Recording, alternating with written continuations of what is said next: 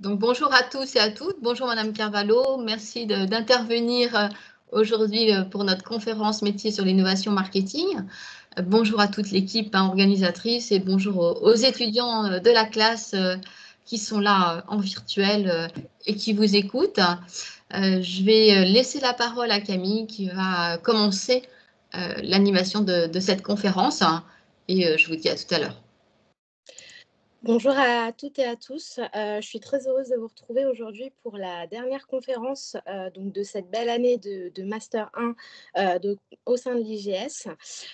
Donc tout d'abord, je vais présenter mon groupe rapidement. Donc notre groupe est constitué donc de moi-même, Camille, de Schéma, de Julie, de Julien, d'Audrey et de Thierry, qui sommes en Master 1 de commerce et marketing en option digitale ou en option management. Je vais maintenant également faire la présentation donc de Madame Cristina Carvalho qui a très gentiment accepté de nous rejoindre aujourd'hui pour cette dernière conférence. Donc voilà, donc tout d'abord, on voulait commencer donc, par vous poser une première question. Donc, quel est votre parcours scolaire et professionnel du coup? Bonjour à tous et enchantée d'être avec vous ce matin. Alors, je vous préviens, il va peut-être y avoir un petit peu d'animation en arrière de moi. J'ai un chien et un chat, donc voilà, il y aura peut-être du bruit dont je n'aurai pas le contrôle. Voilà. Mon parcours, eh bien écoutez, j'ai un parcours avant tout scientifique. Je suis diplômée d'un diplôme d'études, d'un DEA de physique de la matière condensée. Donc une scientifique vouée à faire de la recherche scientifique qui a décidé, après un bac+4, de partir en marketing-vente et qui a donc été chercher une complémentarité dans sa formation avec un master en marketing-vente. Ça, c'est ma formation au départ. Et au niveau professionnel, j'ai commencé à travailler dans une agence de pub, parce que je me disais que je voulais vraiment travailler dans un beaucoup plus social, donc publicitaire relié avec la technologie, puisque j'avais un background très technologique. Et assez rapidement, en fait, cette carrière a pris une direction plus vers le client. Mon premier client m'a approché pour me proposer de m'occuper de tout son service de communication et de marketing dans le domaine des technologies, dans le domaine de l'électronique à l'époque. C'était en France. Et c'est comme ça que j'ai commencé une carrière plus chez le client en marketing et communication. Et donc, ça fait maintenant plus de 20 ans dans des expériences très marketing B2B2C, donc très business to business et ultimement client dans certaines configurations, dans des domaines assez technologiques ou assez reliés à la finance. Avec donc un objectif qui était de vulgariser un peu plus l'approche de vente et les outils de vente pour pouvoir atteindre un plus grand public et à travers différentes entreprises au niveau mondial, que ce soit en Europe et plus récemment, donc depuis 17 ans, au Canada, en Amérique du Nord. D'accord. Bah, merci beaucoup. Donc, pour débuter en fait la conférence, on a décidé de vous faire un petit moment brise-glace pour chauffer un peu les esprits et pour vraiment vous immerger au maximum dans notre thème. Donc, du coup, je vais laisser Madame Carvalho prendre la main sur l'écran pour qu'elle puisse vous afficher le petit brise-glace.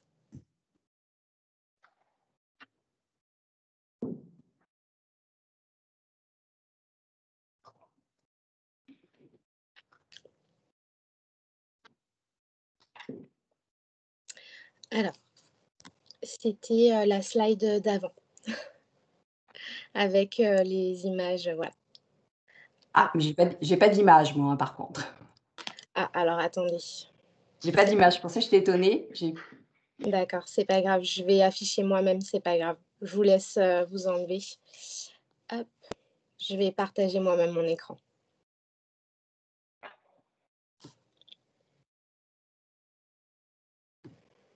Vous voyez bien tous mon écran? Oui.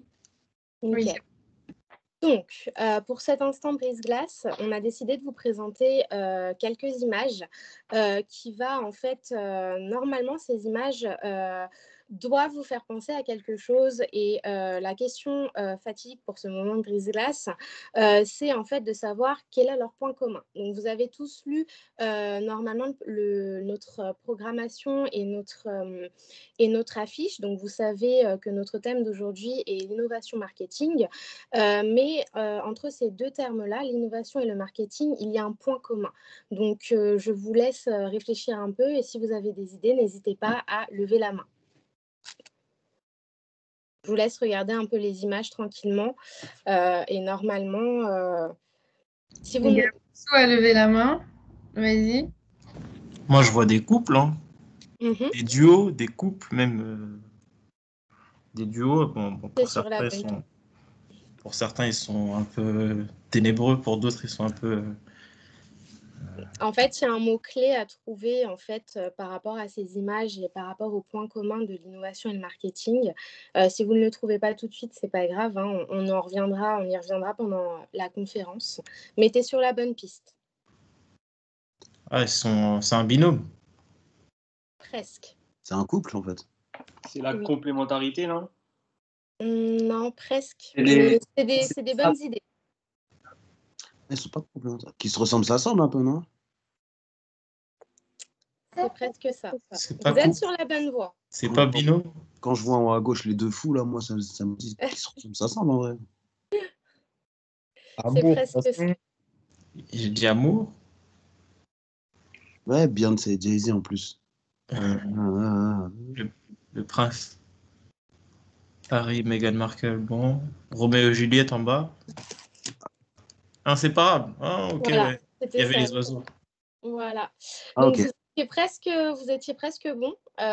Vous étiez sur la bonne piste, mais effectivement, le mot phare à retenir en fait de toute, donc vraiment le fil conducteur en fait qu'on va essayer de vous faire comprendre lors de cette conférence par rapport au thème de l'innovation marketing, c'est que l'innovation et le marketing, c'est vraiment un nouveau couple inséparable. Donc par ces images-là, en fait, on a essayé de vous montrer plusieurs couples qui sont des couples inséparables. Voilà.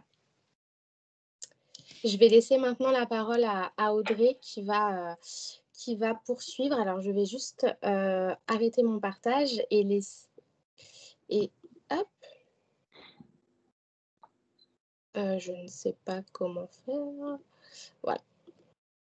Et je vais laisser la parole à ma camarade, donc à Audrey, pour poursuivre. Alors, je vais vous proposer de commencer un caout pour commencer à vous mettre en pleine immersion sur le thème. Donc, du coup, comme je vous ai indiqué hier, veuillez vous connecter sur l'application Kahoot. Je vais vous partager mon écran et on va commencer une série de tests, en fait, de petites questions sur le thème en global et on verra en fait juste vos connaissances sur le sujet. Et ensuite, au cours de la conférence, vous aurez les réponses durant toute la présentation. Donc, je vous partage mon écran. C'est là.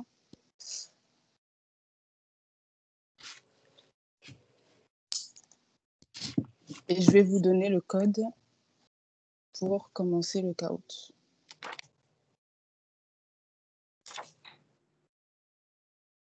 Normalement, vous aurez accès. Vous pouvez voir le code là tout de suite. C'est bon pour vous? Vous voyez le code? Ouais, c'est bon. Ouais. Tu viens d'enlever. Ah non, c'est bon. Oui, c'est bon. Ok, bah, j'attends que tout le monde soit inscrit. Il faudra que je recompte s'il y a le nombre exact d'élèves. Je ne sais pas si Madame Platio, vous voulez jouer aussi?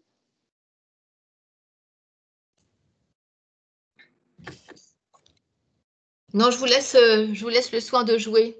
D'accord, ok. Alors, on est 25, il n'y a pas d'absent. Alors.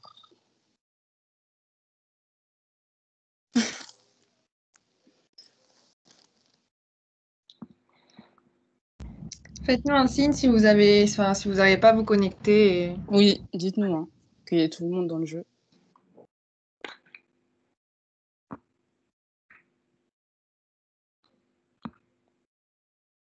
Un, deux. Il y a Ilyes qui nous indique qu'il ne pourra sûrement pas se connecter. Donc, Ah mince. D'accord.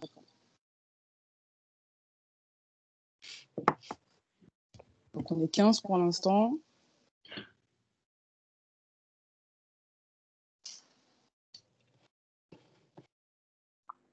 On attend encore 2-3 minutes et puis on lancera le jeu. Ouais.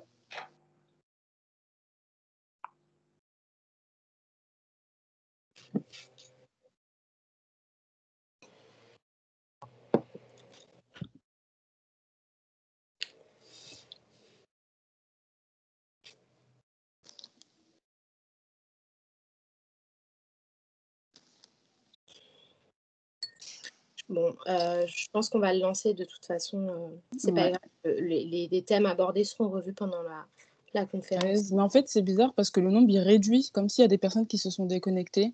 Est-ce que tout le monde a une bonne connexion ou ça bug un peu le jeu? Parce qu'on était 15 tout à l'heure, c'est redescendu à 13, puis 14, et là, c'est revenu à 15. Puis on part sur les 15. Hein. Ouais, 16. Donc, On est parti. bon, on va commencer, hein, du coup. Bon, c'est rapide, c'est 5 questions. Ouais, Ouais. c'est 5 questions. Oui. Vous Bon, avez on la- démarre. Je démarre, hein, du coup. Hein. Celui qui est premier, on lui offrira un petit verre à l'occasion. Donc, vous avez les questions.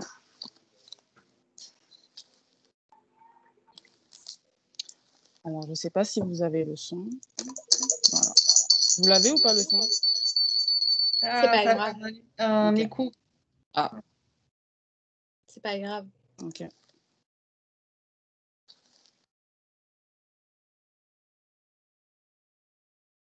Bien joué. Ouais. Ouais. Bravo. Donc, bravo à Raphaël. On Qui prend la continue. tête. On continue.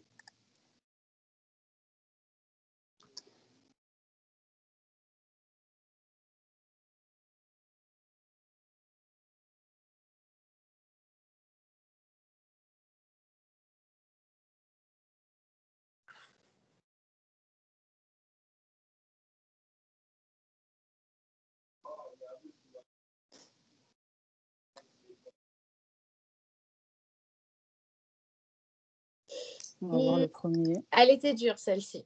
Ouais, c'est vrai. Bon. Yanis. Yanis prend la tête.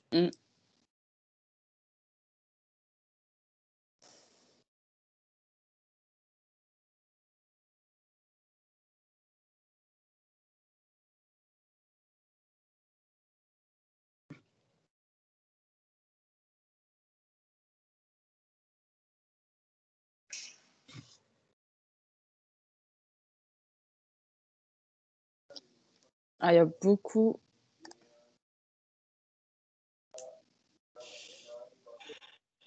Pas mal. C'est serré, c'est serré. Ouais.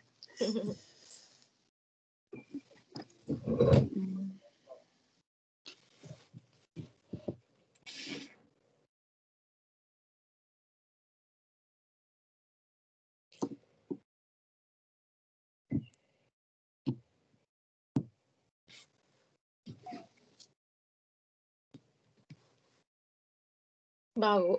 Waouh. Ah, vous êtes plutôt calé sur le sujet, à ce que je vois. Ouais, c'est vrai. C'est vrai, c'est vrai. Il y a déjà beaucoup de connaisseurs. La dernière question.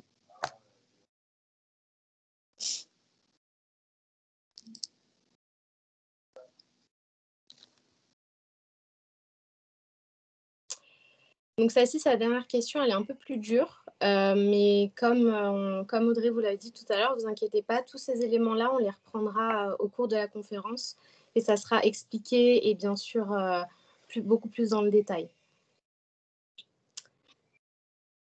Donc là, on va voir le dernier classement. Ouais. Podium. Wow. Félicitations, Paul. Félicitations, troisième. Yanis, félicitations. Et le premier. Bravo. C'est une première. Bravo, Alexa. Bon, bravo, Alex. On te doit. Ouais. On te paiera un coup à l'occasion. Faut partager, hein. Ouais. Les deux autres, vous aurez quelque chose aussi. Hein. Bon, bah, j'espère voilà. que ça vous a plu. J'espère que le petit test vous a plu. En tout cas, c'est une agréable surprise parce que quand même, on a mis des petites questions simples et on voit quand même que vous êtes calés sur le sujet. Donc, vous ne sentez pas obligé de faire du classement. Pardon? Vous ne vous sentez pas obligé de mettre la suite du classement, ça va pas.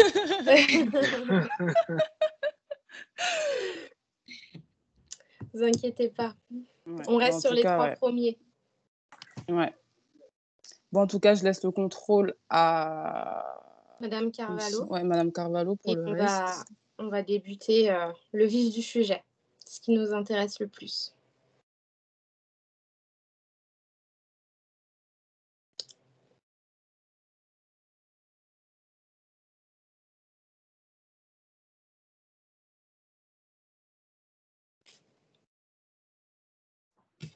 Désolée, j'arrivais plus à me démuter. Vous voyez bien l'écran? Oui. Oui.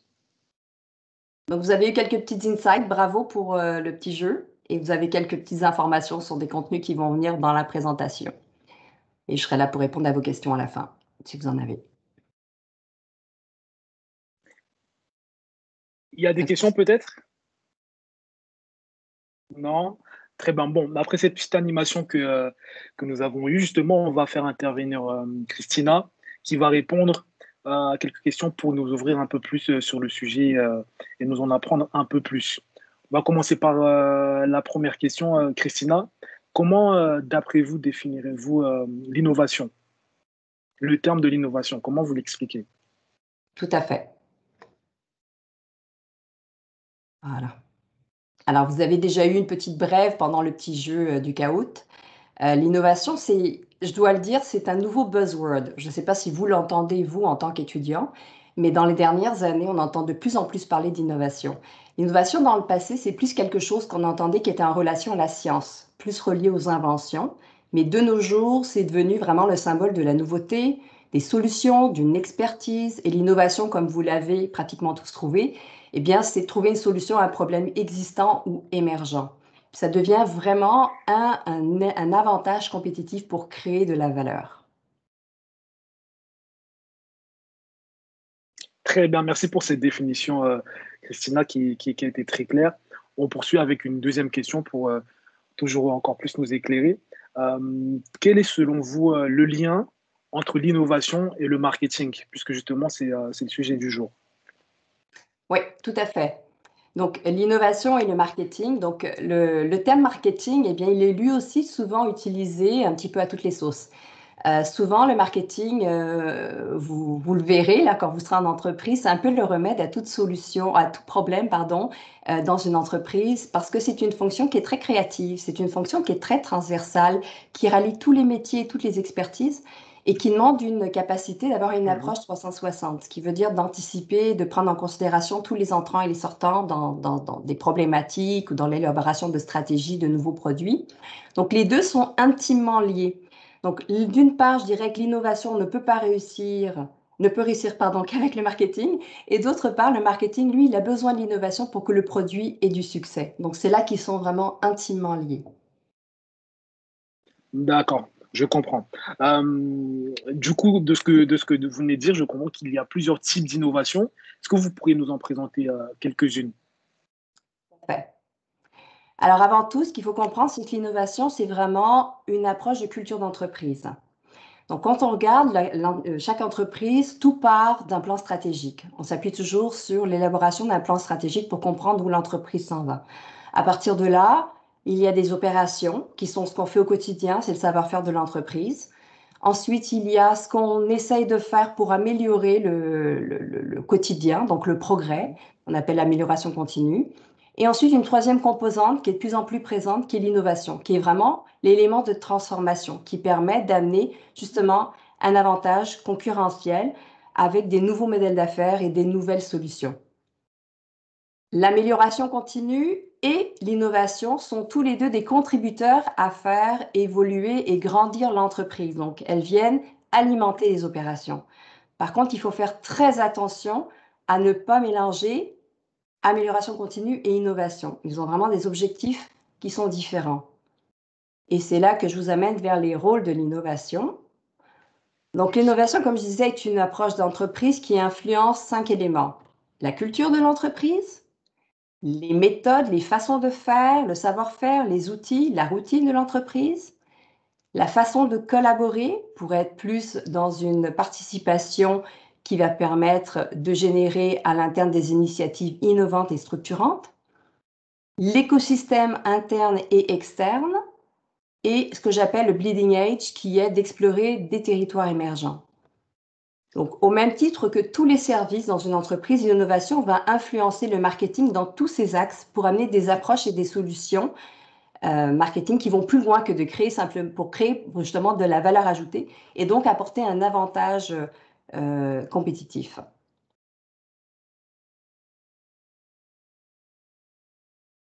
Très bien. Quels sont les enjeux pour vous et les objectifs de l'innovation pour une entreprise dans le cas précis? Oui, alors, en marketing, vous devez toujours être en mode solution. Ça, vous le verrez très rapidement. Donc, il faut savoir s'adapter, anticiper, se différencier, faire face à l'évolution rapide des marchés, de la concurrence mondiale, l'accélération des tendances, des besoins et des nouveaux modèles d'affaires. Et pour demeurer compétitive, une entreprise n'a pas le choix que d'innover. Et pour cela, elle a besoin d'aller vers des solutions qui l'amènent en dehors de sa zone de confort, de sa zone d'évolution naturelle. Dans le schéma qui est à l'écran, ce que ça démontre, c'est que naturellement, on a tendance à aller vers la zone 1, la zone incrémentale créative. Et dans une approche d'innovation, bien, l'idée, c'est d'amener l'entreprise, les solutions, ses produits vers la zone 2 et voire même vers la zone 3 et 4 pour être vraiment en mode innovation et ne pas devenir obsolète. Donc, l'idée, c'est vraiment d'aller en dehors de sa zone de confort vers ce qu'on appelle des solutions marketing disruptive ou game changer. Parfait, merci beaucoup, c'était très clair, Madame Carvalho.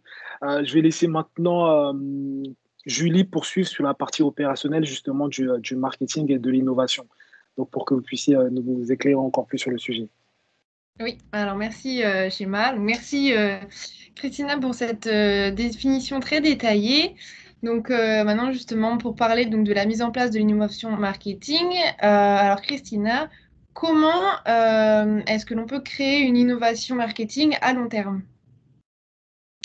Alors, je me suis dit que j'allais partager avec vous quelques citations qui sont intéressantes de gens très inspirants dans l'actualité, des gens qui ont marqué de par leur approche justement extrêmement innovante.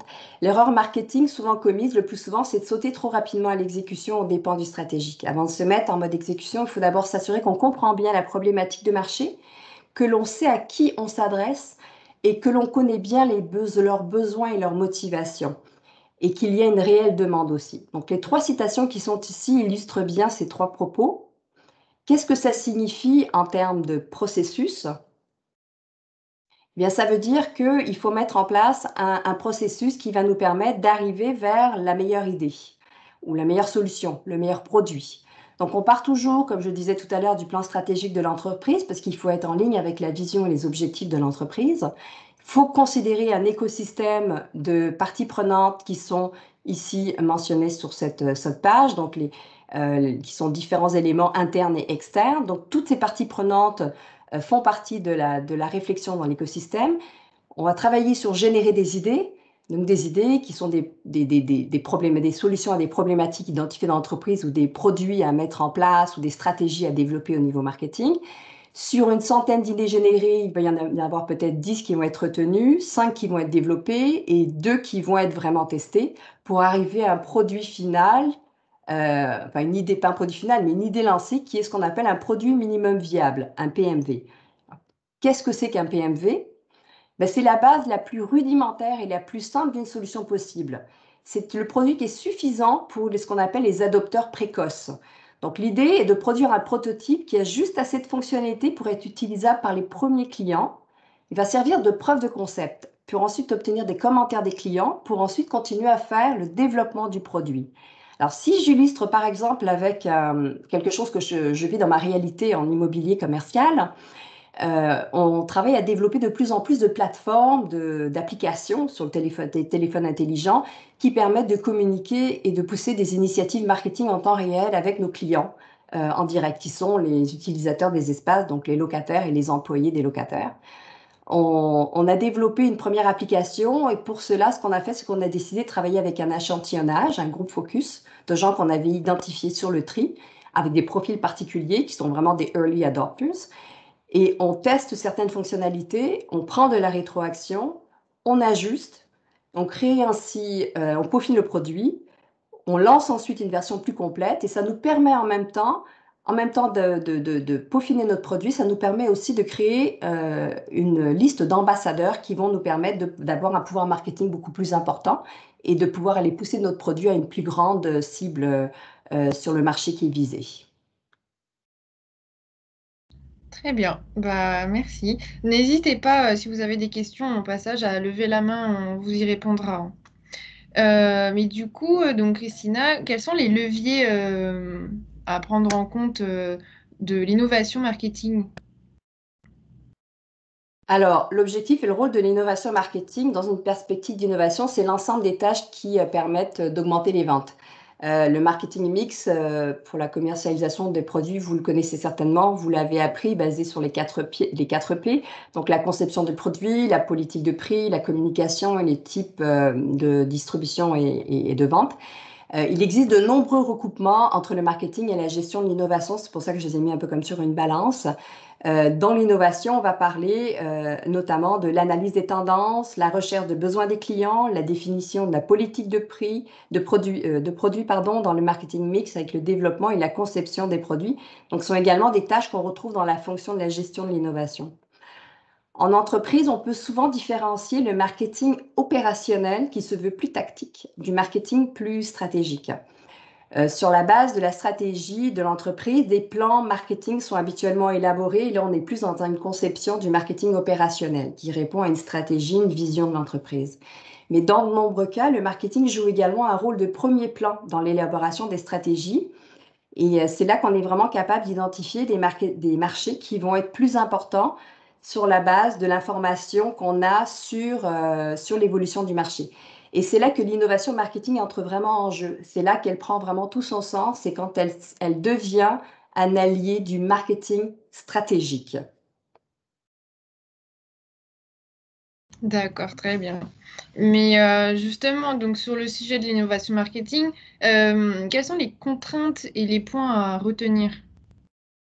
Oui, en effet. Donc, je vais vous proposer d'en retenir 4 notamment. La première chose, c'est de bien différencier, donc ce que je disais un petit peu plus tôt, l'amélioration continue et l'innovation. Donc, être innovateur en marketing, c'est donc être surtout stratégique. Donc, il ne suffit pas simplement de déployer des nouvelles tactiques au goût du jour ou d'améliorer une recette existante. Il faut savoir s'appliquer à bien comprendre le consommateur et ses motivations, ce que je disais un petit peu plus tôt. Et là, ça aura pour effet de s'orienter vers plus de précision sur le chemin à prendre. Comme je disais aussi tout à l'heure, l'innovation a pendant longtemps été associée aux inventions et était plus reliée aux résultats du processus d'innovation. Aujourd'hui, la valeur ajoutée, le talent d'un innovateur vient moins de sa capacité à inventer une solution, mais bien à celle de cerner le problème. Un exemple qui est intéressant pour illustrer ce propos, c'est de regarder ce qui s'est passé entre BlackBerry et Apple. Si on regarde, BlackBerry a su créer, puis peut-être que vous êtes trop jeune, je ne sais pas si vous avez connu le produit BlackBerry, mais c'était dans les premiers... On a connu Vous l'avez connu, OK. fameux. Parfait. Oui. Donc, c'est un produit excellent qui a vraiment été reconnu pour sa fiabilité, notamment. Ils ont vraiment travaillé sur l'axe de la fiabilité, la sécurité. Toutes les institutions financières, moi-même, quand j'étais en banque, j'avais un BlackBerry. On ne pouvait pas avoir de iPhone ou d'autres téléphones. C'était le seul téléphone autorisé. Donc, ils ont joué sur l'axe de la fiabilité. C'est leur axe marketing sur lequel ils ont travaillé. Apple, ce qu'ils ont fait, c'est qu'ils ont su démontrer qu'ils avaient une meilleure compréhension de leurs utilisateurs. Donc, une fois que la problématique à régler est identifiée avec précision, la solution devient évidente. Donc, il y a 10 ans, il y avait des manufacturiers de téléphones mobiles, d'agendas personnels, de caméras et de lecteurs de musique. Mais Apple, qui a le mieux compris et saisi le consommateur, a réalisé que ce que le consommateur voulait, c'était un appareil au lieu de 4. Donc, ça illustre bien ce propos-là. Deuxième élément, c'est ne pas aller directement vers la solution. On est très tenté d'aller vers la solution parce que souvent la solution peut paraître évidente et c'est un piège dans lequel il ne faut pas tomber. Donc, bien prendre le temps de bien analyser son marché, les différentes composantes, les parties prenantes, la concurrence et ne pas sauter vers la solution trop rapidement. Le troisième élément est d'ignorer les tendances et de comprendre les motivations. Les tendances, c'est ce que les gens font aujourd'hui. Si vous cherchez à vous arrimer aux tendances, vous êtes déjà en retard. Donc, mieux vaut comprendre pourquoi une tendance est devenue une tendance, et ainsi, vous serez mieux placé pour la prochaine. Et c'est ce qui vous permettra de réaliser que vous avez mis en place quelque chose d'innovateur. Un exemple dans mon domaine d'activité, depuis la pandémie, donc les gens ont déserté les bureaux, c'est une réalité, et les employeurs ont tendance à penser que réduire les mètres carrés va être la solution pour le retour au bureau avec une nouvelle façon de travailler qui est hybride, donc moins de gens au bureau. L'importance de se concentrer, là encore, sur le problème. Le problème, c'est la vocation du bureau et sa valeur ajoutée. Dans la nouvelle réalité où on a tous été amenés à travailler ailleurs, que ce soit chez nous ou ailleurs, là, ce qu'il faut réfléchir, c'est réfléchir à un écosystème qui va aider les employés à être plus productifs et donc offrir un ensemble de services et des espaces qui répondent à leurs nouveaux besoins, qu'ils soient physiques ou virtuels. Et le quatrième élément, c'est de sortir du lot, oui, mais de respecter son ADN. En marketing, on valorise beaucoup l'audace, la bonne idée, qui fera que vous vous différencierez sur le marché. Donc, l'idée n'est pas de faire parler de soi à tout prix, là, comme parfois on peut le dire, parler de moi en bien ou en mal, mais parler de moi. La réflexion et la profondeur, la stratégie derrière l'idée maîtresse sont très importantes, surtout quand cela peut mener à la critique ou à un échec. Donc, il faut toujours bien mesurer quels sont les effets qui peuvent arriver suite à des stratégies ou des produits qu'on lance sur un marché pour s'assurer qu'on soit prêt à y répondre. Et si on reste parfaitement et toujours en ligne avec son ADN, ça permet d'avoir une belle adéquation et d'avoir une belle réponse, quelle que soit la réaction du marché. Très bien, c'était très clair, merci beaucoup. Mais du coup, selon vous, Christina, pourquoi faut-il être innovant? Alors, pourquoi? L'industrie change rapidement. On le sait, la clientèle est de plus en plus exigeante. La nouvelle génération a des nouveaux besoins. Ces besoins sont en constant changement. La concurrence est de plus en plus, elle est mondiale depuis maintenant pratiquement toujours, on a l'impression. Donc, tout dure, je dirais, sauf le changement. C'est une réalité qu'il faut accepter. Et ce qu'on réalise, c'est que la capacité d'adaptation des entreprises au changement a été dépassée par la vitesse des changements. Et ça, c'est un enjeu majeur. Alors, pourquoi est-ce qu'il faut innover? Parce que répondre à un problème ne suffit plus, parce que répondre à un besoin de marché qui a été identifié ne suffit plus, parce qu'on a tous un rôle à jouer dans l'évolution dans le futur, de manière générale en tant que personne, parce qu'il est important d'intégrer des notions qui vont au-delà du produit sur lequel on travaille. On entend parler de plus en plus de la responsabilité sociale d'entreprise. Pardon? Il y a eu l'écho. On entend de plus en plus.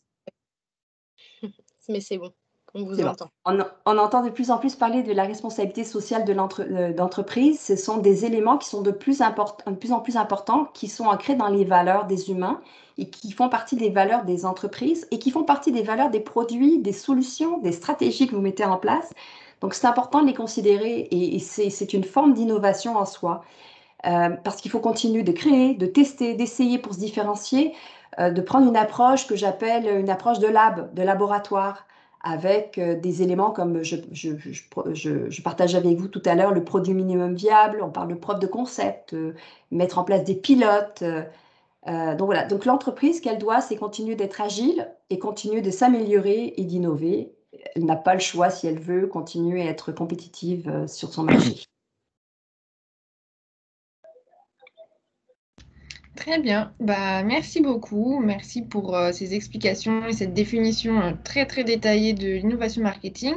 J'espère que c'est un peu plus clair pour tout le monde. Et donc maintenant, on va rentrer un peu plus dans le vif du sujet, donc dans l'innovation marketing, plutôt dans le secteur de l'immobilier commercial. Et je vais laisser la parole à Thierry. C'est ça. Alors, tout d'abord, merci de nous avoir expliqué donc, ce côté opérationnel de l'innovation marketing.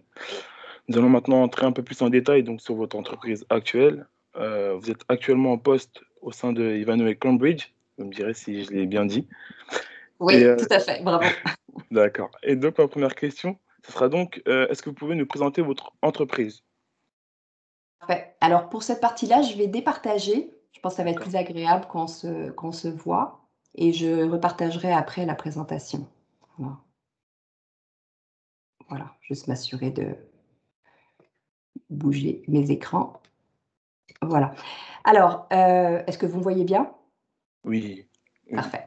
Oui, Alors, parfait. qu'est-ce que l'immobilier commercial? Ben, l'immobilier commercial, c'est en fait ce qu'on appelle un bien qui est utilisé exclusivement à des fins commerciales ou pour fournir un espace de travail plutôt qu'un espace de vie. Donc, le plus souvent, l'immobilier commercial est loué à des locataires pour faire des affaires. On le répertorie en 4 classes d'actifs: le bureau, l'industriel, le multifamilial et le commerce de détail. D'accord, d'accord.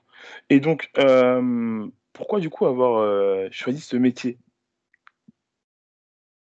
Je ne vous ai pas présenté vraiment l'entreprise, par Ah contre, oui, je réalise. Oui. oui, oui, dans tout début, c'était Oui, ça c'est juste la... l'immobilier commercial, l'entreprise. Alors, juste, je pensais vous partager ça parce que je trouvais ça intéressant en termes d'approche marketing.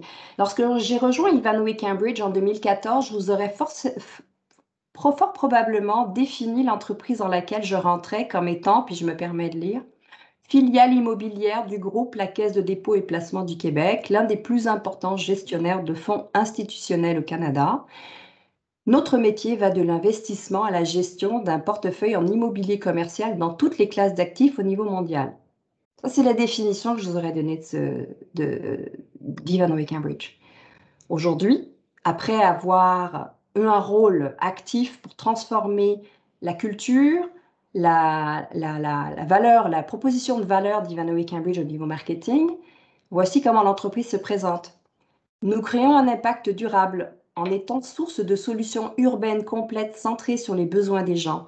Nous développons et investissons dans des propriétés, des projets, des sociétés immobilières de grande qualité qui façonnent la trame urbaine des villes dynamiques à travers le monde.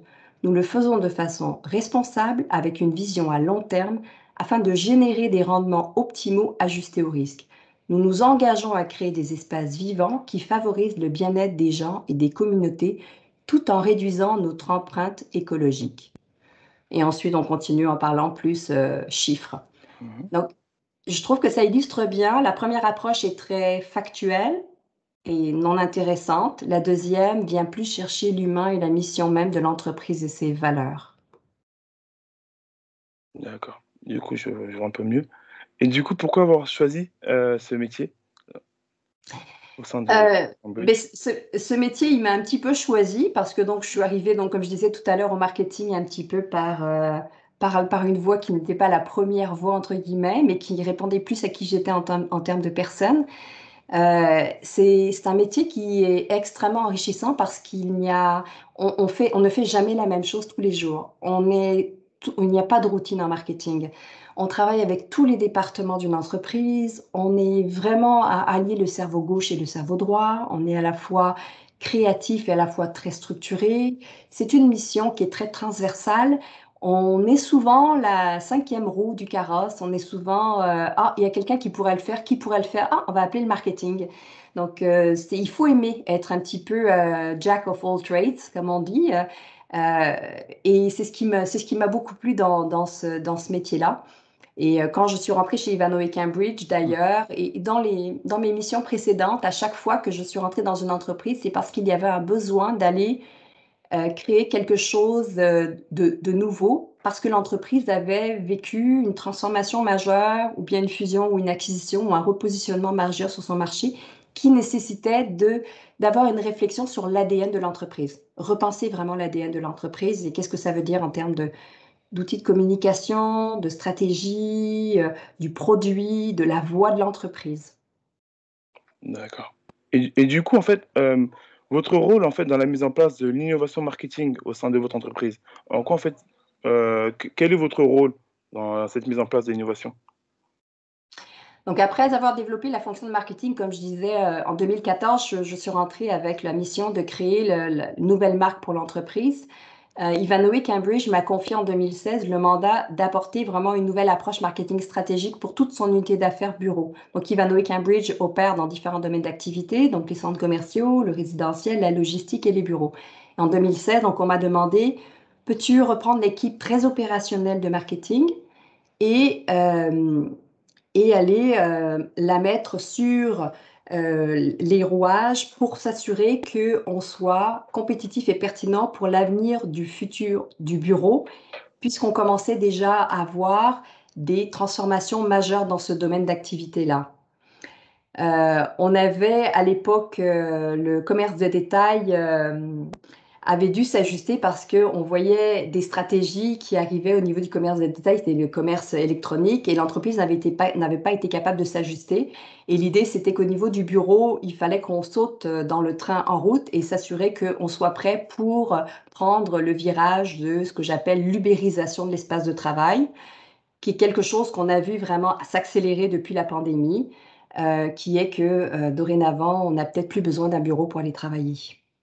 Donc, mon rôle, il a été de quoi? Bien, de revoir l'approche marketing existante qui était très opérationnelle et non homogène. Donc, il y avait beaucoup de silos dans l'entreprise.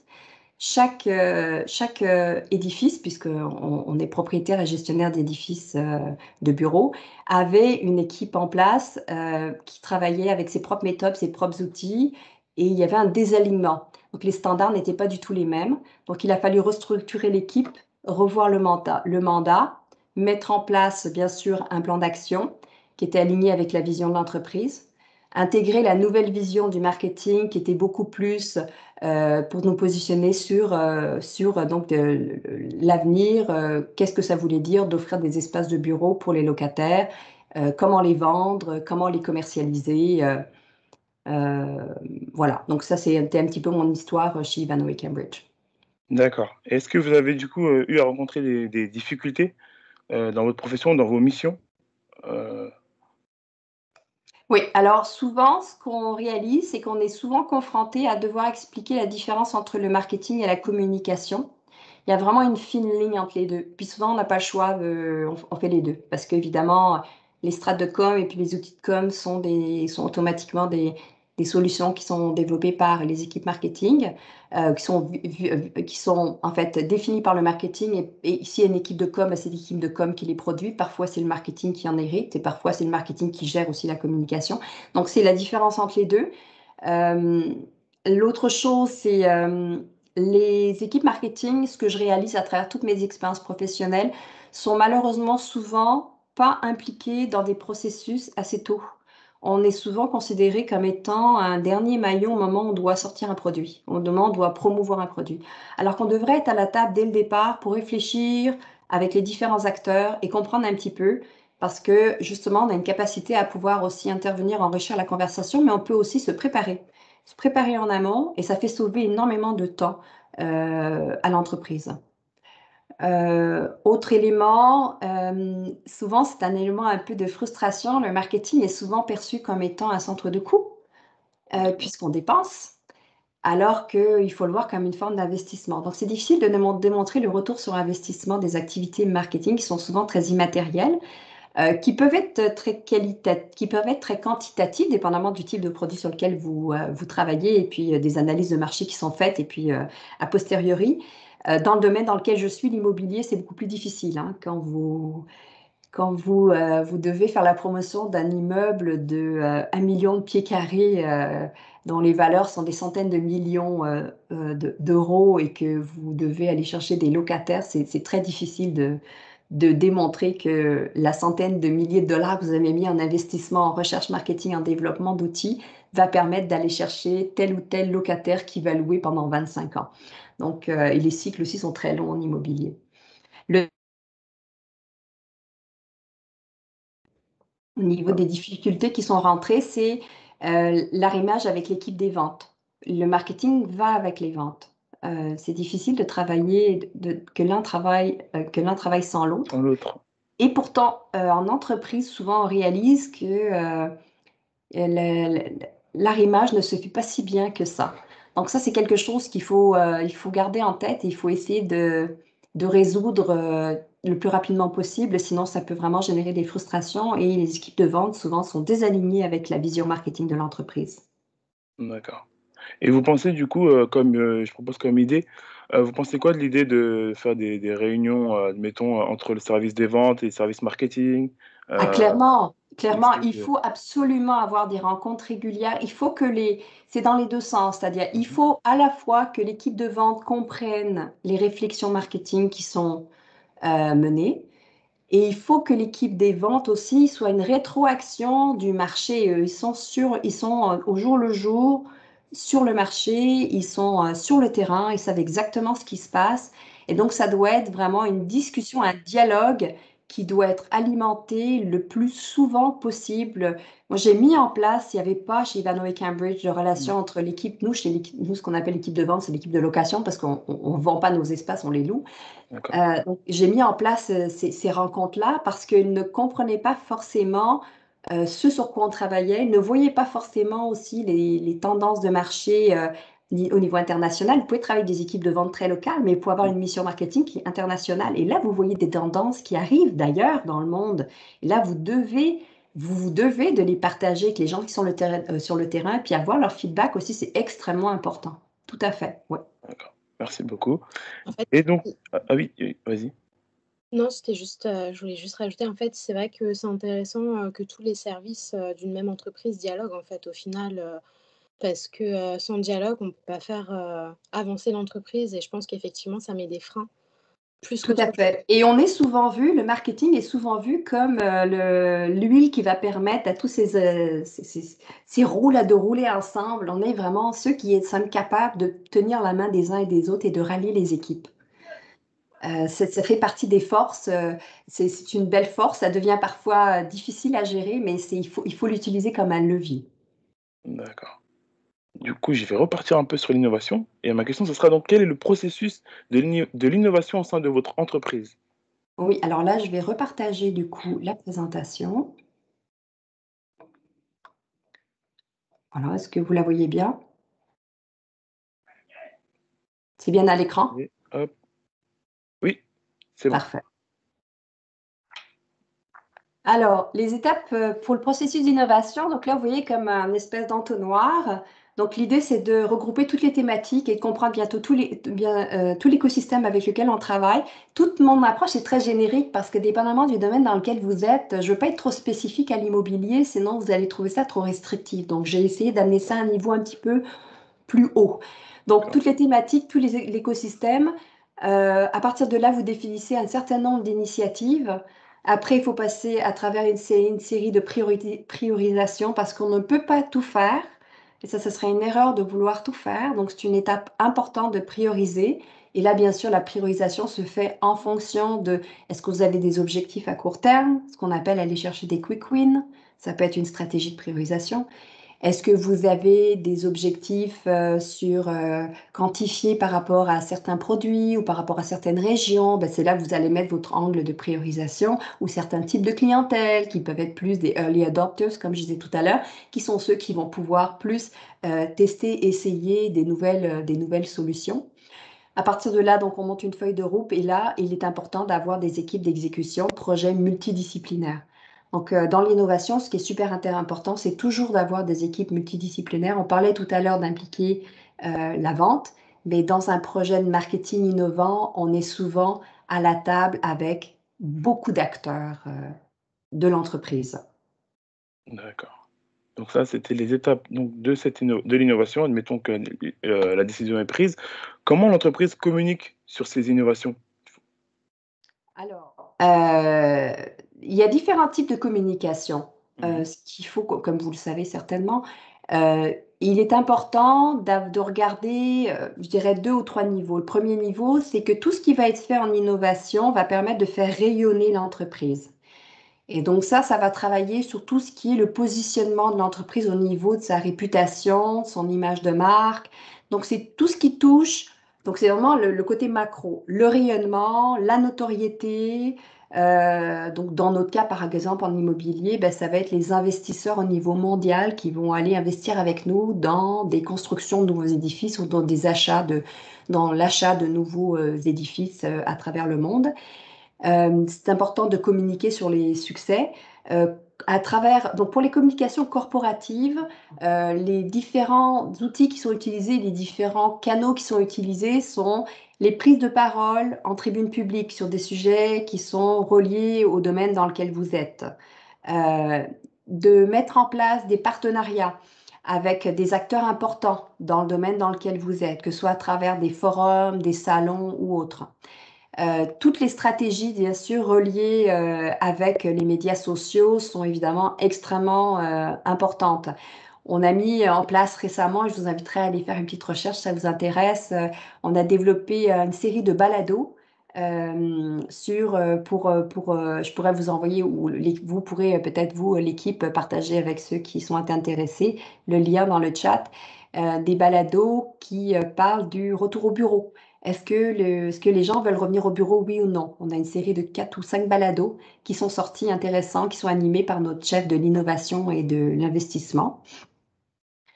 Participer à des concours mondiaux dans notre domaine. On est dans l'architecture, donc quand on construit un édifice, souvent on fait appel on passe à travers des concours où on va inviter des architectes à soumettre des projets. C'est une très belle façon de faire rayonner l'innovation qui est mise en place. Donc ça, c'est tout ce qui est très corporatif, donc vraiment pour faire rayonner l'image, la notoriété, l'entreprise à très très haut niveau. Ensuite, bien sûr, il est important de communiquer aux équipes qui sont concernées, qui ont besoin de ce que vous faites au jour le jour, donc les équipes de vente. Qu'elles soient internes ou externes dans notre domaine, dans l'immobilier. Donc, à l'interne, ce sont des équipes de location. À l'externe, ce sont des courtiers immobiliers. Donc, qu'est-ce qu'on met en place? On met en place ce qu'on appelle, dans notre jargon, une trousse à outils. Donc là, c'est tous les outils qui peuvent se présenter, que vous puissiez imaginer. Ça part de présentations type PowerPoint ou autre. Création de présentations beaucoup plus animées avec du contenu en 3D. On fait de plus en plus des visites virtuelles avec des outils de 3 dimensions. On utilise de plus en plus des caméras en live sur des sites pour démontrer l'évolution d'une construction ou du développement d'un projet immobilier. On utilise aussi de plus en plus on produit des films, des vrais films pour partager l'ambition d'un projet immobilier et faire rêver nos futurs utilisateurs, futurs locataires. Bien sûr, on utilise aussi des campagnes de médias sociaux, des e-blasts, et on utilise aussi des outils de plus en plus digitaux. Je parlais tout à l'heure, je vous donnais un exemple d'une application qu'on développe pour nos locataires dans nos immeubles au centre-ville de Montréal. Donc, il y a de plus en plus des applications qui sont dédiées, qui permettent de développer des solutions à la fois de réalité virtuelle et de réalité augmentée. Après, au niveau de nos équipes, l'autre façon qu'on a aussi pour démontrer l'innovation, c'est de développer des suites marketing. C'est ce qu'on appelle une suite marketing, c'est une suite de démonstration. Donc, comme si par exemple demain vous allez acheter, je vous parle au niveau particulier, c'est peut-être plus facile à saisir. Si demain vous allez acheter un appartement, vous allez aller visiter probablement un appartement modèle dans un immeuble qui est encore en construction. On fait un petit peu la même chose. On crée vraiment un environnement qui peut être très immersif, dans lequel on peut s'imaginer être dans les futurs espaces de bureau. Ensuite, il y a d'autres outils qu'on produit aussi qui sont un petit peu à mi-chemin entre la trousse à outils et puis l'approche corporative, qui sont d'écrire des papiers blancs, ce qu'on appelle des white papers. Donc, ce sont vraiment d'écrire sur des sujets d'inspiration, sur des tendances. Donc, l'innovation, évidemment, est un sujet très fertile pour ça. On écrit les papiers blancs pour accompagner des consultations publiques lorsqu'il y a une ville part sur une réflexion pour redynamiser un quartier, par exemple, et elle demande à nos acteurs immobiliers de l'aider à réfléchir à comment redynamiser un quartier. Ou sur des sujets comme la responsabilité sociale d'entreprise. Qu'est-ce que ça veut dire pour un acteur de l'immobilier? On développe aussi beaucoup de plus en plus de laboratoires d'innovation, donc des espaces physiques dans lesquels on va démontrer qu'est-ce qu'on a développé comme innovation, puis on va donner accès à nos clients, mais aussi à nos employés, pour que tout le monde devienne un ambassadeur et comprenne qu'est-ce que ça veut dire de faire de l'innovation en marketing. Et on va aussi mettre en place des initiatives innovantes comme des hackathons. donc lancer une équipe dans une salle fermée pendant X jours sur une thématique et les lancer, les faire travailler sur un défi de marché, une problématique de marché qu'on aurait identifiée.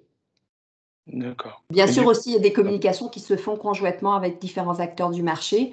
Bien sûr, la publicité, les différents partenaires que vous puissiez avoir, dépendamment du domaine dans lequel vous travaillez, tous les outils que vous connaissez peuvent être mis à contribution pour faire parler de l'innovation. D'accord. Et du coup, donc on a bien vu que vous collaborez avec les acteurs tels que les courtiers, vendeurs, de manière corporative aussi, c'est ça? Et avec quel acteur travaillez-vous encore? Enfin, est-ce que vous avez d'autres acteurs en interne ou en externe avec Oui. lesquels vous travaillez? Oui, tout à fait. Donc, c'est important de créer son écosystème et puis de bien comprendre qui sont les parties prenantes qui vont être importantes pour le succès de votre projet marketing. Donc, on parle alors à l'interne, comme tu disais à l'instant, tous les services impliqués dans le projet, mais plus particulièrement, pardon. De mon côté, je travaille avec le bureau du chef de l'innovation et de l'information qui a le rôle vraiment de gérer toute l'innovation dans l'entreprise de manière transversale et au niveau mondial. Travailler avec le comité de direction aussi. S'assurer de mettre en place une structure. Quand on travaille sur un projet d'innovation, c'est important de mettre en place une structure avec un sponsor, ce qu'on appelle un lead, et une équipe projet pour s'assurer qu'on suive bien l'évolution et que les rôles et responsabilités de chacun soient bien clairs pour qu'il y ait une belle collaboration et qu'ensemble on arrive à une belle solution. Donc, il est important de définir des rôles dans une équipe. Au niveau de l'externe, comme on le voit sur la page qui est là, les acteurs clés, différents. Alors, on travaille, nous, avec des fonds de PropTech. Donc, c'est tout ce qui est, en fait, la technologie appliquée à l'immobilier.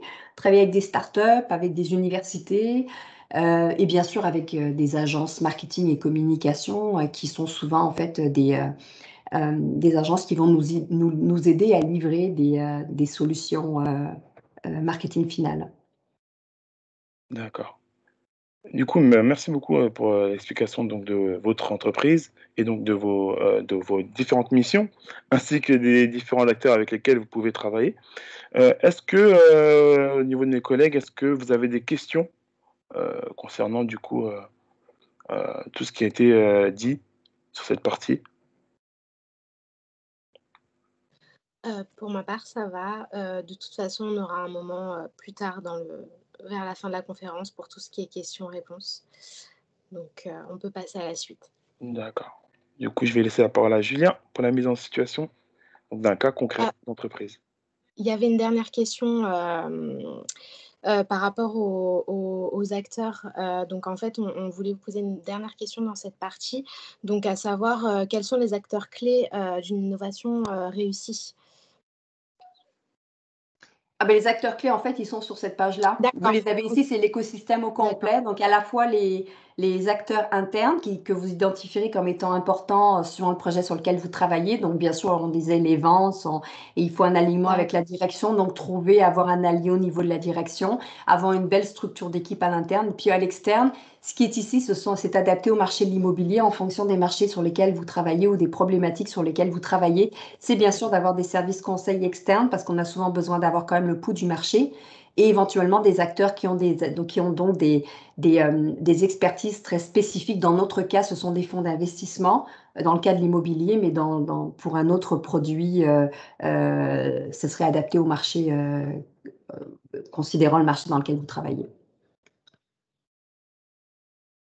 Donc, c'est toujours d'avoir un bon aliment externe, à la fois interne, mais aussi externe. D'accord, merci.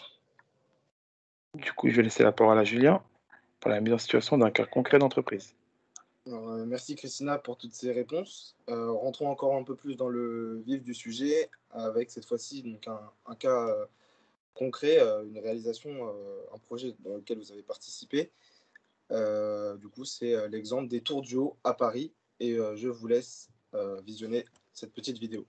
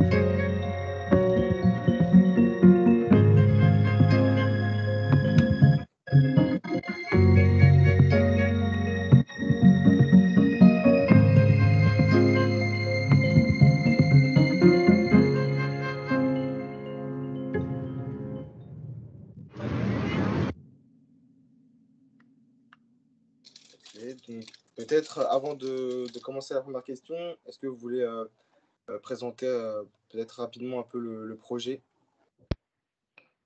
Est-ce que vous m'entendez encore? Oui. OK, parfait. Est-ce que vous Oui. voyez la slide avec encore innovant 7 ans après? Oui. Oui. Très bien. Parfait. Parfait, merci.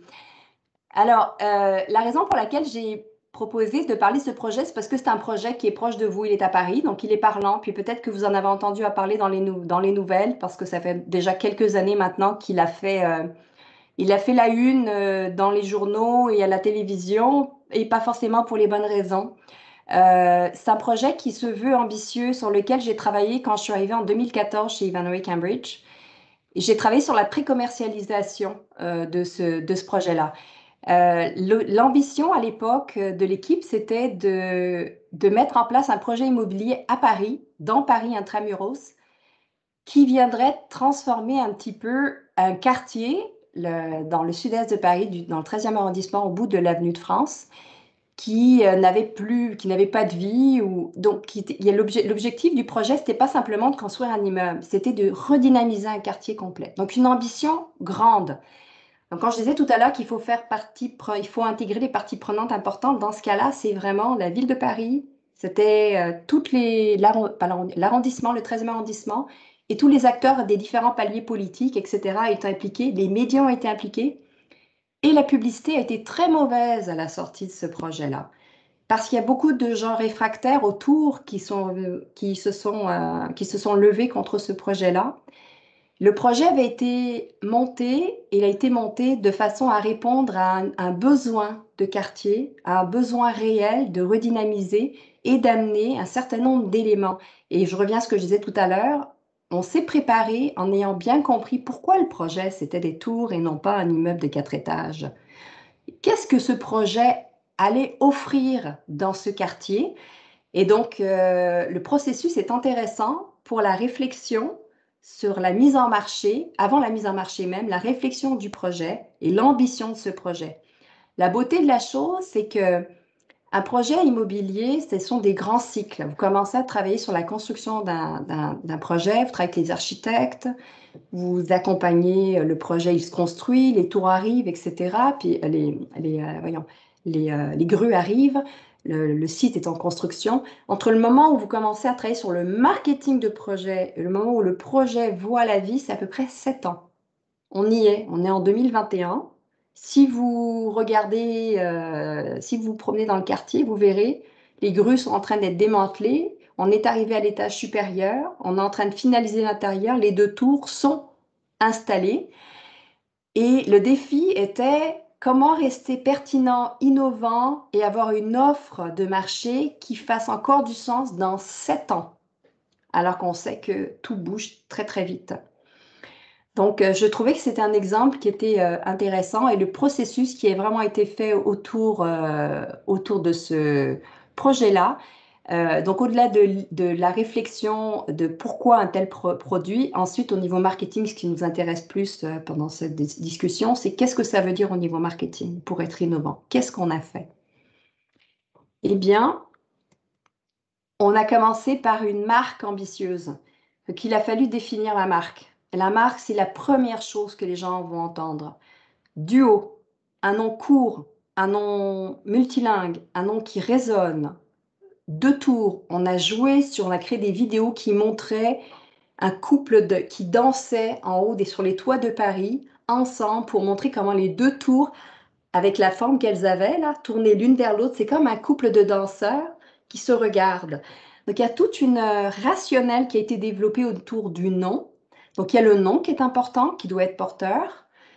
Avec le nom, on a créé un endossement. Donc, c'est la phrase que vous voyez en bas, haute sensation urbaine. Après, il faut pouvoir l'expliquer, mais on voulait amener justement une signature forte. On va vous faire vivre quelque chose de nouveau, quelque chose d'urbain, quelque chose qui va vous faire vibrer. Qu'est-ce que c'est? Donc, ça amène juste à la question, les gens veulent savoir, mais qu'est-ce que c'est Duo? Ensuite, il y a le physique du logo. Le logo, il est assez atypique. Il est très coloré, il y a de la matière. On a voulu vraiment faire vivre, montrer une marque vivante. On voit la nature, on voit le ciel, on voit la terre, on voit différents éléments. Donc, la marque en tant que telle a été la première porteuse de l'empreinte de l'ADN du projet. La deuxième chose, c'est le positionnement qui a été mis en place au niveau du projet. Un positionnement extrêmement avant-gardiste. Donc, il a fallu penser à intégrer de la technologie parce qu'on savait que les futurs locataires, 7 ans plus tard, seraient rendus ailleurs, travailleraient différemment, auraient besoin d'outils technologiques beaucoup plus performants. Ce n'est pas simplement le Wi-Fi dans l'édifice, ça ne suffit plus. Donc, c'est qu'est-ce qui va faire que les gens vont vouloir aller travailler dans cet édifice. Et à l'époque, on parlait déjà plus de travailler, on parlait de vivre dans l'édifice. On parlait de créer un écosystème vivant. Le film, la raison pour laquelle je vous ai montré le film, parce que le film a été un élément majeur dans les éléments marketing qui ont été définis. Il a été le premier élément qu'on a créé. Et pour nous, on ne voulait pas faire une petite maquette, juste simplement qui démontre. On voulait faire un vrai film avec qui vienne chercher une émotion. La musique du film a été composée par un compositeur. Donc, on a vraiment mis les moyens, l'ambition du projet. Et on a l'impression que les gens sont réels. On a l'impression que l'immeuble est réel. Tout ça, c'est de la modélisation 3D. Et c'était important. Et tout ça, ça a été fait par le marketing. C'est un livrable marketing. Donc, faire vivre l'émotion, un produit qui est aussi gros, important, difficile, intangible, qui arrivera dans 7 ans, on ne peut pas marcher l'espace, mais il faut le faire vivre d'une façon ou d'une autre. Et donc, la vidéo est l'élément aujourd'hui, et maintenant la réalité augmentée et la réalité virtuelle en sont aussi, on les a utilisés, je vais vous le montrer plus loin. Mais le film a été ce qui a permis de déclencher « j'ai envie que mes employés viennent là demain ». Quand vous avez vu le film, je serais intriguée de savoir, est-ce que pour vous, vous avez eu le sentiment que c'était un bureau? On voit un hôtel, on voit un bar, on voit des espaces pour faire du sport, on voit un jardin extérieur. On n'a pas l'impression qu'on va au bureau. Non, on ça a vraiment un public là. Chez nous. Excuse-moi, Julie. Tu peux y aller. Il me semble que vous aviez dit qu'il y aurait une partie ouverte au public, si je me souviens bien. Oui, tout à fait. Tout le rez-de-chaussée est ouvert au public. Il y a une partie commerciale ouverte au public. Il y a les jardins et il y a le restaurant et l'hôtel. C'est un hôtel ouvert au grand public. Donc, oui, vous serez invité à y aller quand Duo va ouvrir. Je vous invite à aller passer la porte et aller découvrir nouveau restaurant avec une vue panoramique sur la Tour Eiffel, assez incontournable. Donc, c'était très ambitieux, mais l'idée, c'était de se dire, on va offrir un écosystème qui n'est pas un bureau, mais qui a une vocation de bureau, mais où on va se sentir ailleurs que dans un bureau, mais on va aller travailler, mais travailler avec tout le confort, le bien-être, et viennent avec aussi un certain nombre d'éléments qui vous ont échappé parce que c'est très technique dans notre domaine, mais des certifications sur la connectivité, des certifications sur la santé mieux-être, première certification WELL en France, une expérience, excusez-moi les anglicismes, très frictionless. Donc depuis le début où vous prévoyez d'aller, je m'en vais à la slide d'après, prévoyez d'aller passer votre journée pour travailler là, mais vous avez accès à travers une application, l'application de l'édifice qui vous permet de prévoir votre déplacement, réserver votre stationnement, réserver votre place au bureau, réserver votre lunch à midi, réserver éventuellement une table au restaurant là-haut si vous voulez manger là-haut ou un 5 à 7 avec d'aller prendre un apéritif avec des collègues après. Donc, une application qui peut permettre de gérer l'ensemble, d'avoir accès à des services de conciergerie. Vous voulez déposer votre sac de linge sale ou vous avez besoin d'un bouquet de fleurs en quittant à 18h le soir pour aller à un souper chez des amis. Mais tout ça se fait à travers une plateforme digitale qui a été développée. Et ça, c'est un outil marketing. Tout ça, c'était poussé par le marketing. Et ça a été le pilier et l'élément sur lequel on a vraiment capitalisé le marketing de ce complexe immobilier. Et c'est ce qui a séduit Natixis. Et quand le président de Natixis, on lui a présenté tous les éléments que vous voyez là, il a dit « Je veux que mon entreprise s'installe là ». Et on a réussi à vendre, entre guillemets, l'édifice à un seul locataire. Ça aurait pu être plusieurs locataires parce que parfois, dépendamment des projets, ça peut être une série de locataires qui prennent un certain nombre de mètres carrés, un certain nombre d'étages.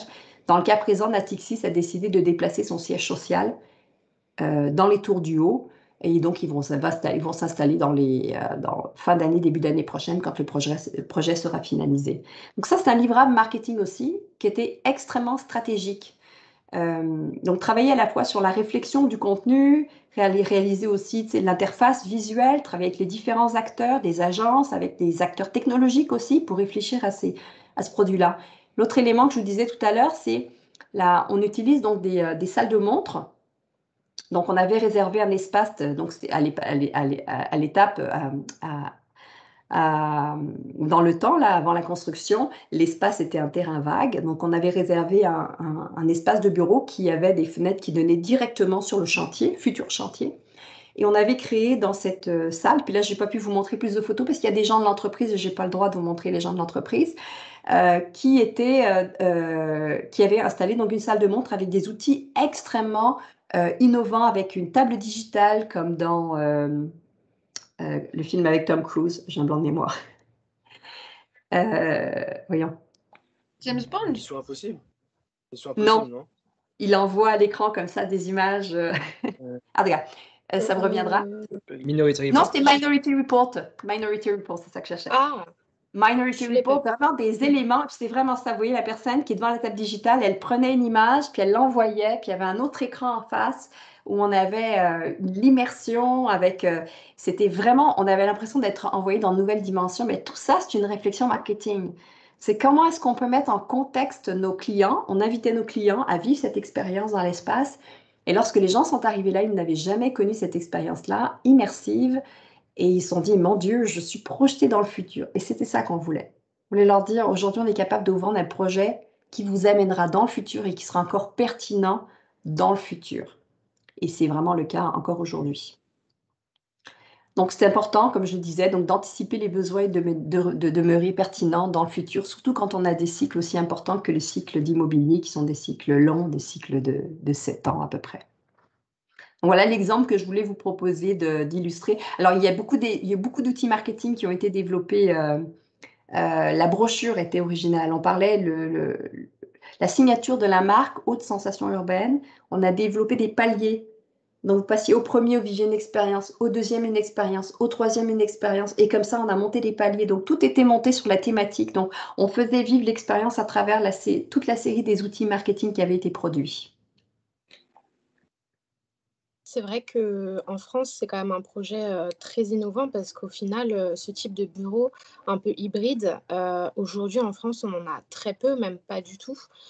Contrairement, c'est vrai, aux États-Unis où ils ont beaucoup d'espaces de bureaux un peu hybrides où à la fois on peut faire des activités, y être un peu comme chez soi en fait. Et c'est vrai que le projet que vous avez eu des Tours du Haut reste quand même un projet complètement nouveau pour la France. Et totalement innovant, donc toujours dans le même esprit, hein, bien évidemment. Et c'est vrai qu'on a hâte, enfin moi en tout cas, j'ai hâte d'y aller et de pouvoir vivre l'expérience. Et puis je pense que ça peut-être favorisera le développement également en France de d'autres types de bureaux comme ça, qui vraiment nous permettent d'être comme à la maison et d'être à l'aise et favoriser également le travail parce qu'aujourd'hui, on le sait, on passe quand même plus de temps au travail qu'à la maison et c'est vrai que ça va être une toute nouvelle expérience. Oui, tout à fait. La pandémie a accéléré cette tendance de marché qui était déjà émergente il y a 7 ans. Contrairement à ce que vous pensez, la France est très en avance.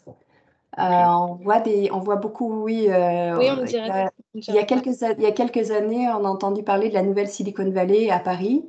Il y a eu un mouvement vers des mouvements de création de start-up. De plus en plus de start-up se sont installées à Paris.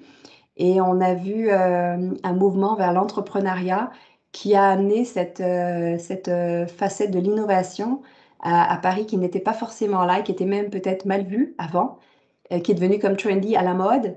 Et honnêtement, quand j'ai commencé à travailler sur Duo, je travaillais encore sur un autre projet. On a un énorme projet de 3 millions de pieds carrés à Toronto, qui est un complexe avec 2 tours avec un pont suspendu au-dessus des voies ferrées qui va devenir un parc événementiel énorme. Et je travaille sur les 2 projets et c'est là que je disais tout à l'heure, c'est intéressant de partager les connaissances dans les entreprises. Souvent, on travaille en silo, donc d'échanger des bonnes pratiques et les leçons apprises d'un projet sur un autre projet. Et j'ai vu beaucoup d'innovations arriver sur la réflexion du projet à Paris en termes de marketing que j'ai appliqué à Toronto. alors que je m'attendais à apporter une vision bien plus rafraîchissante venant de l'Amérique du Nord. Donc, détrompez-vous, il y a beaucoup d'innovations à Paris et il y a beaucoup de complexes immobiliers qui sont en construction d'ailleurs, notamment à La Défense. Le nôtre est un peu atypique parce qu'il est à l'est de Paris. Ça faisait partie des défis aussi qu'on avait un peu lancés, c'est l'est de Paris alors que toutes les tours sont à l'ouest. Oui, c'est ça. La Défense, tout se passe à l'ouest. Alors, voilà. Ok. Et du coup, par rapport à ce projet, avez-vous rencontré des difficultés particulières? J'imagine que oui. Oui, ben comme je disais tout à l'heure, le défi majeur a été une grosse partie de mauvaise presse au début. Donc, il a fallu jouer vraiment stratégique avec les différents paliers. Alors, on était allé donc en concours avec la ville de Paris. Donc, la ville de Paris était, bien sûr, quand on lance un projet comme ça, on doit s'assurer qu'on a les autorisations de construction, sinon on ne le fait pas. Donc, la ville de Paris était un allié dans le projet. Donc, il a fallu développer des stratégies, plus de communication, d'affaires publiques, relations publiques, pour s'assurer justement que le projet n'était pas complètement détruit alors qu'il n'était pas encore né. Donc ça a été les premiers enjeux qui ont dû être écartés. Et ça s'est fait avec les différentes instances politiques et nos responsables aux affaires publiques. Pour ça que je disais tout à l'heure, on travaille vraiment main dans la main avec les communications. Puis le groupe des relations publiques est un groupe très clé aussi avec qui il faut travailler. Parce que faire du marketing, si on n'est pas capable de le promouvoir, ça sert à rien. Donc, comme l'innovation, si on la promouvoit pas, ça sert à rien. Donc, une grosse partie de la réussite de ce que vous allez faire, c'est d'être capable aussi de la transmettre sur le marché qui est pertinent, que ce soit le grand public ou que ce soit un marché très ciblé. Il faut être capable de communiquer. Donc, l'enjeu de communication a été le premier enjeu. Ensuite, il y a eu des défis au niveau, bien sûr, architecturaux, mais bon, le projet, il va être livré comme il était prévu, mais bon, ça, c'est plus des défis. Nous, au niveau marketing, on essaie toujours de parler de la réalité sans être trop proche de la réalité non plus. On n'est pas des experts techniques, donc on vend le rêve, on essaye de rester au niveau de « je vends le rêve ». Au niveau marketing en tant que tel, les enjeux, ce n'était pas vraiment des enjeux parce qu'on les a contournés, on a été en anticipation, c'est-à-dire qu'on s'est assuré qu'on n'était pas obsolète. C'est comme ça que je le traduirais. On s'est assuré qu'on était tellement avant-gardiste qu'il n'y avait rien qui pouvait finalement nous attaquer dans ce projet et c'est comme ça que ça s'est passé. Donc, c'est de prévoir l'obsolescence des produits que vous mettez sur le projet, sur le marché, pardon. D'accord. Quelles ont été vos solutions finalement face à tous ces imprévus? Et c'est ce que vous venez de dire, donc de réagir rapidement D'avoir les bonnes personnes, les bonnes équipes qui font partie de la réflexion, d'essayer toujours anticiper les prochaines étapes. Ça, c'est toujours important hein, dans tout ce qu'on fait en marketing. Avoir une vision 360 et être en capacité d'anticipation. À chaque fois qu'on pose une action, savoir quelles sont les conséquences de cette action. Sur qui ça va avoir des conséquences, à la fois au niveau des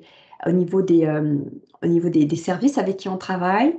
Et ça, c'est une grande force. Si vous l'avez en marketing, vous serez vraiment capable de faire énormément de choses et vous serez vraiment très apprécié parce que vous serez vraiment un peu le garde-fou.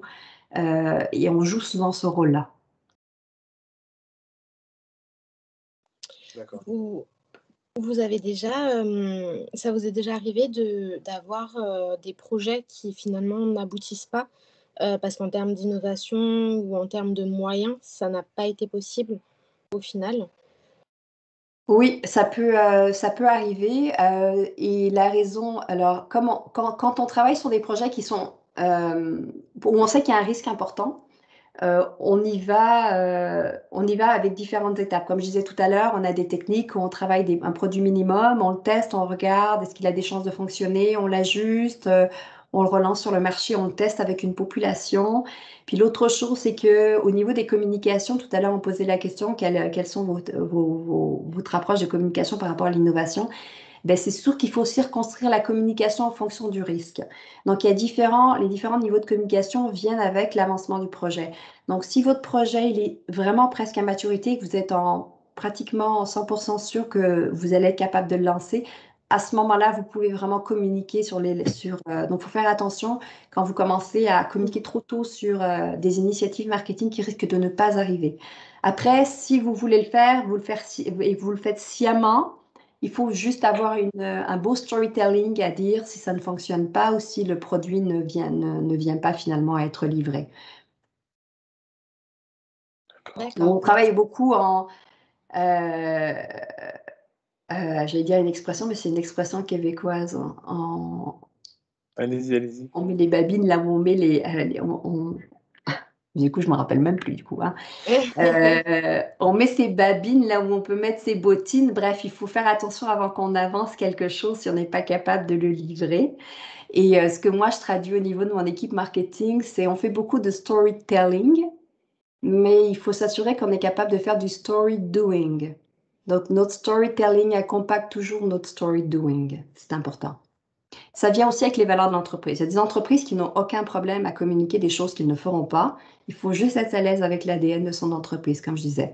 Donc, ce n'est pas la vocation de l'entreprise dans laquelle je travaille. Je n'ai jamais travaillé dans une entreprise qui voulait parler de soi juste pour parler de soi et finalement ne jamais être capable de livrer ses produits. À un moment donné, ça se retourne contre vous. Votre clientèle ne vous sera pas fidèle, vous serez plus fiable et vous perdrez la confiance des clients. D'accord, merci. Bah, écoutez, on va passer à la conclusion. Donc, je vais laisser Audrey prendre la parole. Alors déjà, je voudrais remercier Christina pour toutes les informations que vous nous avez données. Et vu qu'on en est arrivé à la conclusion, je voulais vous poser une dernière question pour nos camarades aussi. Si vous pouviez résumer en une seule phrase l'innovation marketing pour qu'on puisse retenir toute la conférence en quelques mots. Oui, je pense que c'était les 4 bulles à retenir. Oui. Donc, c'était bien différencier ce qui est l'amélioration continue et l'innovation. Parfois, on a l'impression d'innover alors qu'on est juste en train de faire évoluer son produit. Ce n'est pas forcément d'innovation de faire évoluer son produit. Ça demande d'aller un peu plus loin et d'être un peu plus ambitieux. Ne pas aller directement vers la solution, ça peut être très tentant, mais souvent, il faut vraiment prendre un peu plus de temps de recul et s'assurer qu'on prend bien en considération les différents éléments et les bonnes personnes, que ce soit dans l'entreprise ou à l'extérieur, pour comprendre l'écosystème. Ignorer les tendances et comprendre les motivations. Si on s'arrête aux tendances, on est obsolète rapidement. Si on comprend les motivations, on adresse le vrai besoin du client. Et le 4e, sortir du lot, oui, mais attention à respecter toujours son ADN, comme je venais de le dire, à moins que ce soit une directive de l'entreprise. C'est important de rester pleinement aligné avec qui vous êtes et les valeurs de l'entreprise pour laquelle vous travaillez. Oui, c'est important, c'est vrai. Bah, écoutez, merci beaucoup pour cette réponse très concise et très claire. Du coup, là, pour les autres, on va passer aux questions-réponses. Donc, si vous avez des questions, n'hésitez pas à lever la main. On vous y répond.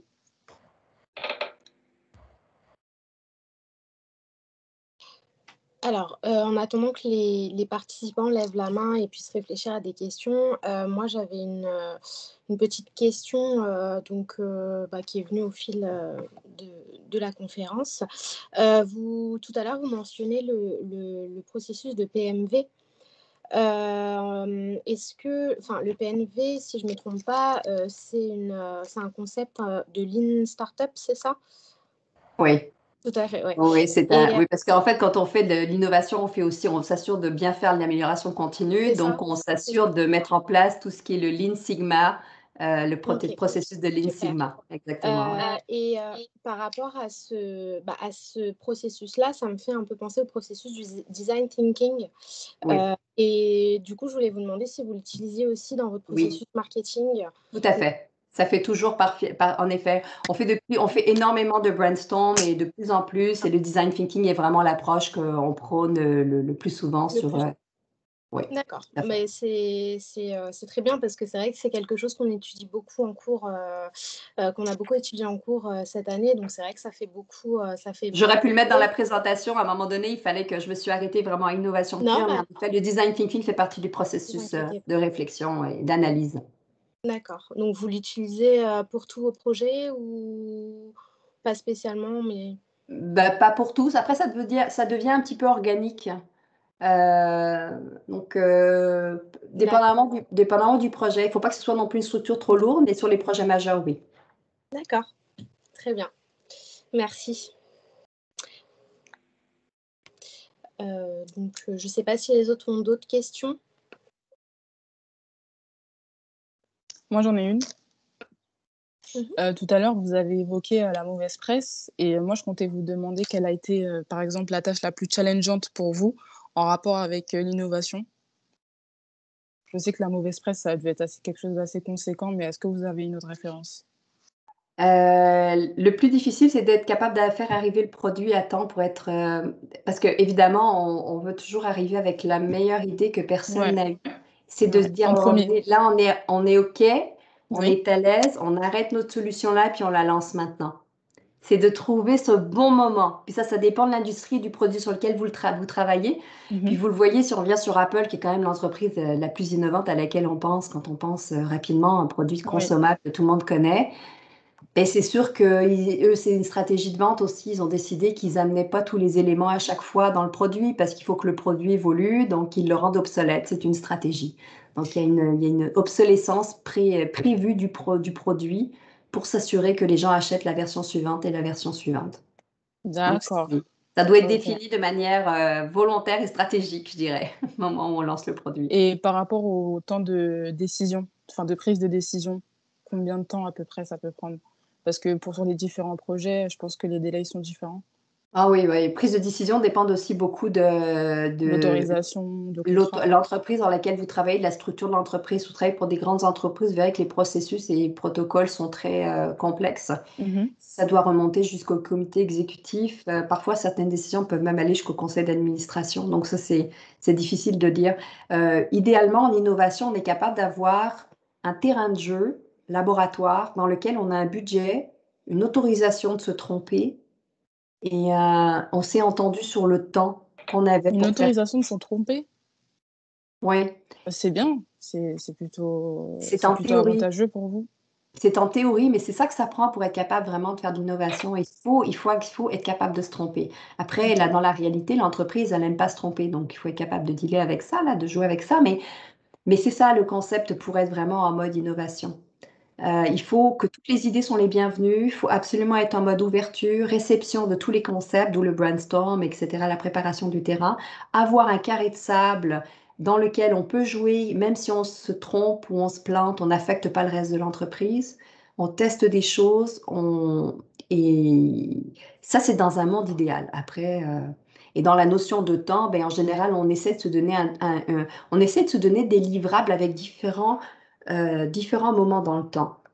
C'est comme ça que moi, je trouve que c'est le plus facile. Souvent, l'entreprise, quand elle est prête à innover, elle se dit, OK, je suis prête à mettre du temps, de l'argent, des équipes pour faire de l'innovation, mais moi, ça me prend des résultats quand même à un certain moment. Donc, souvent, ce qu'on fait, c'est qu'on élabore dans nos livrables des livrables à court terme, ce que j'ai appelé tout à l'heure des quick wins, ou ce qu'on appelle aussi les low-hanging fruits. Vous l'aurez peut-être entendu aussi en anglais, low-hanging fruits.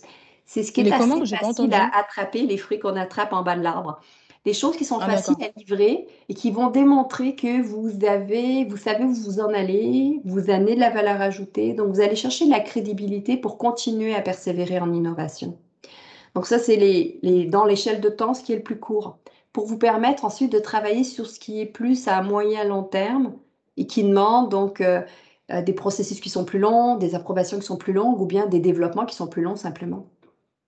Ou aussi, peut-être, il y a aussi le mesurer. C'est important de mesurer. Je ne suis pas allée dans la mesure, mais une fois qu'on a lancé quelque chose, c'est important de mesurer pour calculer son retour sur investissement et voir ça a fonctionné, ça n'a pas fonctionné, on ajuste, on n'ajuste pas. Ça fait partie aussi de l'étape qu'il faut intégrer dans son approche d'innovation.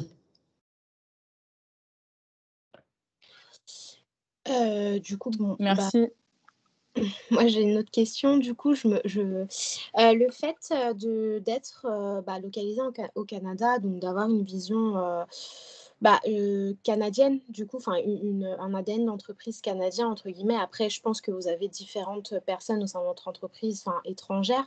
Mais est-ce que, du coup, ça vous pose des freins quand vous voulez amener un projet en France dans d'autres pays, parce qu'au final, vous vous rendez compte que la culture, l'ADN du pays n'est pas la même qu'au Canada, en fait. Oui, tout à fait. C'est un élément extrêmement important. En effet, il faut prendre en considération la carte culture. Alors, il y a culture pays et puis il y a culture d'entreprise chez le client. C'est que vous pouvez être en effet au Canada, siège social, l'entreprise Ivanhoe Cambridge, penser à un certain nombre de stratégies, vous dire, bon, c'est parfait. Et je déroule ça partout à travers le monde. Et puis, à Shanghai, ils vont le prendre de la même façon qu'ils vont le prendre à Rio de Janeiro ou à Madrid. C'est pas vrai. C'est pas vrai. Donc, clairement, premièrement, il faut bien connaître son marché pour vérifier si la solution, je veux dire, elle fonctionne avec le marché local. Et deuxièmement, la façon de le promouvoir doit être ajustée aussi. Puis là, je vous avais partagé une petite anecdote quand on avait préparé, qui ne résonnera peut-être pas, mais bon, une petite anecdote quand on avait préparé les échanges ou la présentation qu'on avait faite d'une vidéo que je pourrais vous partager qui est très intéressante, qui est la vidéo vraiment qui montre le changement de la culture d'entreprise d'Emmanuel Cambridge que j'ai monté il y a 7 ans.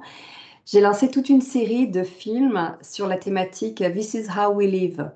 C'est notre façon de vivre. Alors, au lieu de dire qu'on fait de l'immobilier et de la brique et du mortier, ce que j'ai apporté il y a 7 ans dans notre changement de culture d'entreprise, dans notre façon d'innover, de marketing qui nous sommes, c'est nous créons des espaces de vie. Nous sommes là pour l'humain et nous faisons tomber les barrières entre les espaces et nous créons des espaces qui répondent aux besoins en évolution des gens qui évoluent dans nos espaces, qu'ils soient dans un bureau, dans un hôtel, dans un centre commercial. Leurs besoins sont importants et c'est ce que nous faisons, c'est ce qui nous anime. Donc, c'est le film This is how we live d'Emmanuel Cambridge, que vous pouvez retrouver sur le canal YouTube d'Emmanuel Cambridge. Et lorsqu'il a été produit il y a 7 ans, notre présidente Europe, parce qu'on a un bureau en Europe, a présenté, était la première, elle était une grande ambassadrice. Ça, c'est un élément important pour vous. Ayez des ambassadeurs dans l'entreprise quand vous voulez innover. Et des gens à différents niveaux, différents paliers, dans différents services qui vont vous aider à amener l'idée plus loin. Et à la vente, s'il y a besoin de la vente. Souvent, on doit vendre sa propre idée dans l'entreprise avant de la vendre à l'extérieur. Et elle était une fervente, elle était vraiment fan de ce qui avait été produit, donc ce que j'avais l'idée comme projet sur le film. Elle l'a présenté dans un amphithéâtre avec des étudiants d'HEC, qui avaient 300 et quelques étudiants. Elle a lancé le film et à un moment donné, ça dit « et pour vos 5 à 7 ». Des lieux aussi de Vilna et pour vos 5 à 7. Et tout l'amphithéâtre s'est mis à rire. Et donc, je l'avais partagé avec notre groupe. Ah oui, vous nous avez raconté la dernière fois. Oui, oui. Alors, je vous laisserai en parler avec vos camarades. Je vous donne pas l'explication en live. Vous pouvez, hein. Vous pouvez. C'est un peu délicat. Donc, peut-être Madame Platio comprendra. Mais donc, quand tout l'amphithéâtre s'est mis à rire, donc la présidente Europe, elle s'en est très bien sortie parce qu'elle sait comment gérer ce type de situation, m'avait contactée après, m'a dit « Christina, est-ce que tu pourrais me faire une version Paris, s'il te plaît, France ?» Parce que ça passe pas. Tu peux mettre nos apéritifs ou nos apéros, si tu veux. Donc, voilà. Donc, c'est une petite anecdote juste pour dire que c'est important de bien ajuster à son public cible et de faire une adaptation à la culture de son client, mais aussi la culture du pays. Bien sûr, c'est très, très important de toute façon dans tous les domaines. Hein. Je pense que c'est l'une des choses primordiales aussi qui fait la réussite d'une entreprise ou non, s'adapter à tous et à toutes les cultures du pays. Si en tout Ça cas, paraît très banal. C'est tout ce que je vous ai dit, peut-être vous paraît très banal, mais c'est souvent, ce sont des éléments, ils paraissent tellement banals qu'ils ne sont pas pris en considération. Et on arrive à la fin d'un produit, on dit, ben voyons donc comment ça se met.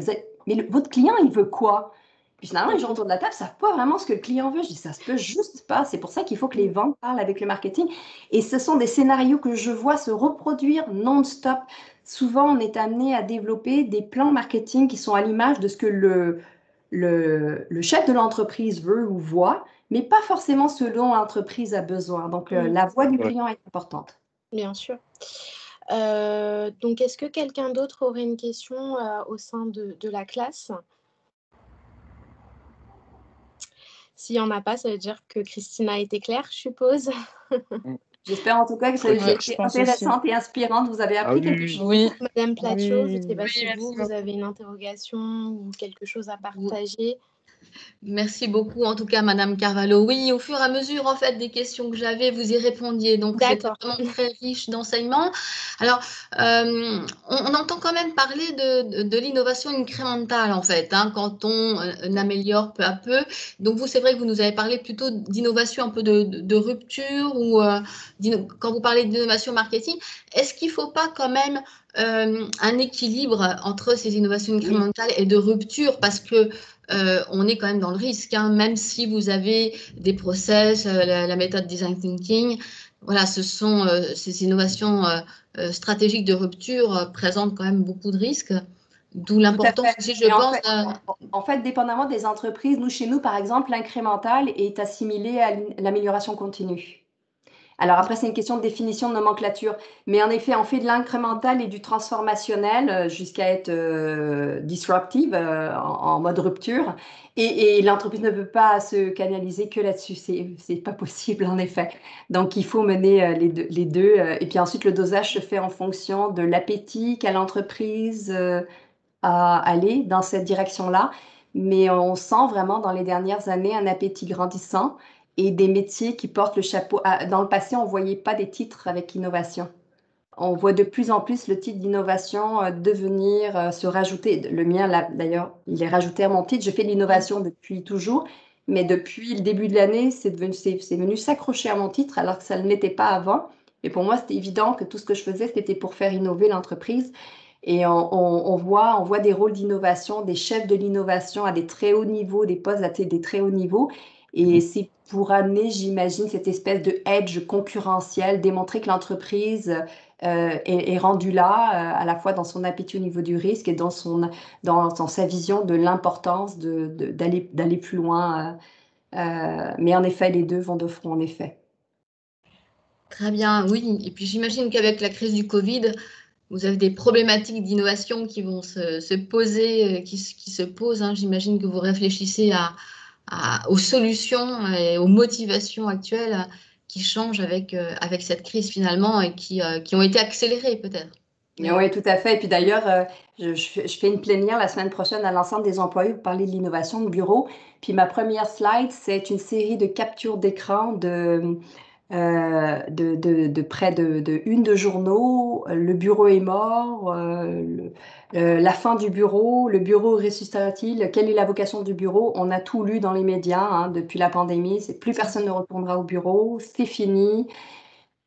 Donc, j'ai ma théorie par rapport à ça. On a tous notre théorie par rapport à ça, mais c'était intéressant de voir comment, à travers les 14-15 derniers mois, le message a évolué, l'approche de marché a évolué, les solutions. Ce sont des périodes intéressantes parce qu'elles sont fertiles en termes d'idées. On voit vraiment des idées sortir et pour le coup, là, le carré de sable, il n'y a plus de carré de sable. C'est comme tout est possible. On a tous pensé que c'était pratiquement la fin du monde. Donc là, tout est possible. Et donc, ça fait émerger vraiment des idées qui sont extrêmement intéressantes.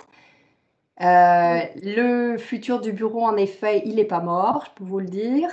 Le futur du bureau, il est certainement sous une certaine forme hybride, mais il est surtout flexible. Ça, c'est le grand mot qui sort gagnant de la pandémie, c'est la flexibilité.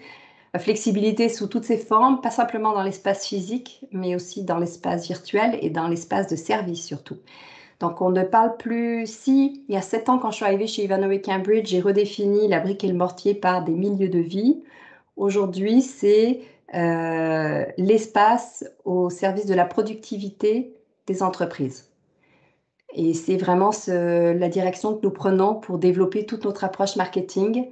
Et on devient, en tant que propriétaire gestionnaire immobilier, un allié de premier plan avec nos locataires pour les aider à recruter et à retenir leurs talents, et à travers, pas simplement une boîte qui est un immeuble, mais à travers une série de services à valeur ajoutée nouveaux qui s'ajoutent. Alors, vous avez pu en voir certains dans le film de Duo, qui paraissent peut-être évidents, qui ne l'étaient pas il y a 7 ans. Et maintenant, il y a des nouveaux services qui se développent, qui sont là, finalement, le fruit de la pandémie, qui étaient déjà dans les boîtes. Ce n'étaient pas des choses qu'on n'avait pas anticipées, mais c'est des choses on a ouvert les boîtes plus vite parce qu'il fallait réagir vite à la situation de la pandémie. Et quand vont-elles ouvrir ces tours du haut, finalement? C'est une bonne question. On n'ose jamais donner de date fixe parce qu'évidemment, avec la pandémie, la construction a pris du retard. Donc, elle devrait normalement, je pense, l'année prochaine, mais je vous donnerai pas. Je pourrais vous envoyer plus tard. Je vais peut-être recontacter mes équipes pour voir. Je sais, j'ai vu dernièrement, parce que je suis le chantier où ils commençaient à démonter les grues. Donc, quand on commence à démonter les grues, c'est que le gros œuvre est fini, mais il y a encore beaucoup de travail à l'intérieur. Mais vous allez en entendre parler, c'est sûr, ça va faire du bruit quand ça va ouvrir.